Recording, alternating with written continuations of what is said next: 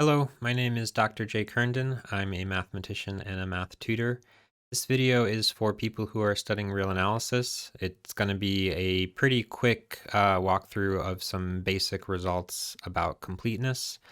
So what you're going to see in the video is this page here, and then on the other side, this page here.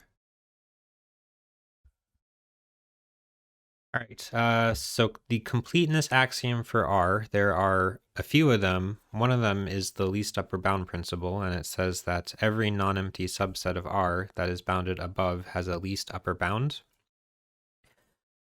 And there are a couple consequences of this axiom. So one of them is that the natural numbers are not bounded above, or if you want it in quantifiers, for every x in R, there exists an n in N with n greater than x.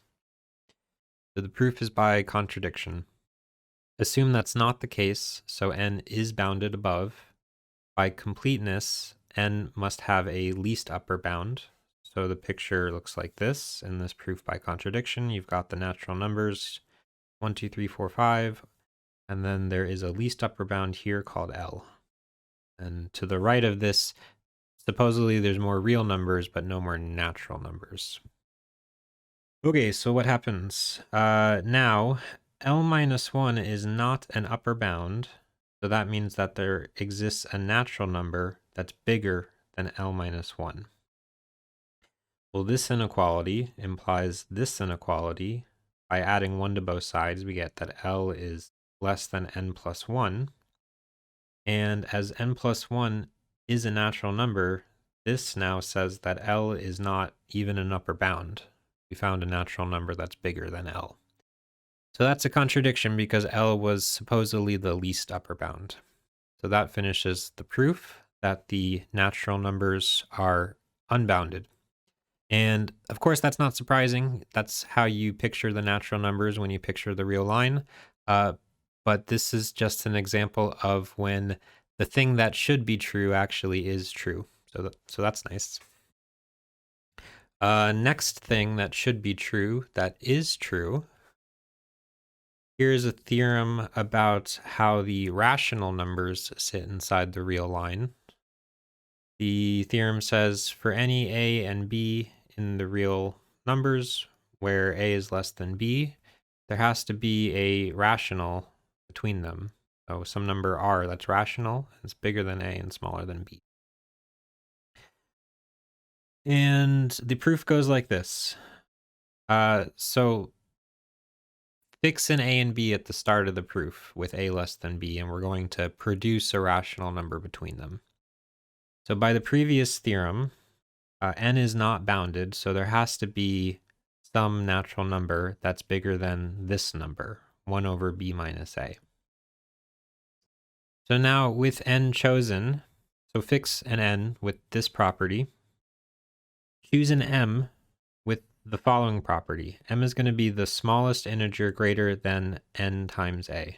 Why is there a smallest integer with that property? Well, there's definitely some natural number with that property because n times a is a real number, and I can always find some natural number bigger than it. And then to get the smallest integer, I guess you want to use the well-ordering principle. So if I was writing this proof very carefully, I might want to expand here. All right, by the choice of m, we have that m is bigger than n times a, but that's bigger than or equal to m minus 1. Now, somewhere off to the side, we take this inequality and rewrite it as this inequality. So to do that, what you need to do is take this inequality, multiply by b minus a on both sides to cancel the b minus a, and then divide by n on both sides. And then subtract 1 over n and add a, and you'll end up here. So what does that get us? Well, we have from this inequality, m minus 1 is less than or equal to n times a. You add 1 to both sides of this, and you get this. Now to go from here to here, you take a and you compare it to b minus 1 over n. A is less than b minus 1 over n, so if you swap that, this becomes less than this. Okay, and then to get from here to here, you distribute the n. So you get n times b minus n over n plus 1, and then the 1's cancel, and you're just left with n times b. Okay, what does that get us? Let's see. You have m is less than n times b from this scratch work, and you have n times a is less than m from above. That's how we chose m. So you put all that together, and here you divide by n, so you get m over n is less than b, and here you divide by n, so you get a is less than m over n, and so it looks like we've found the rational number we're looking for. M over n is between a and b, so you can take r to be that number, and that completes the proof. So all this is saying is that if you take any 2 points on the real line, I'm imagining the real line is in front of me, take any 2 points on the real line, and there's going to be some point, some rational number in between those 2 points.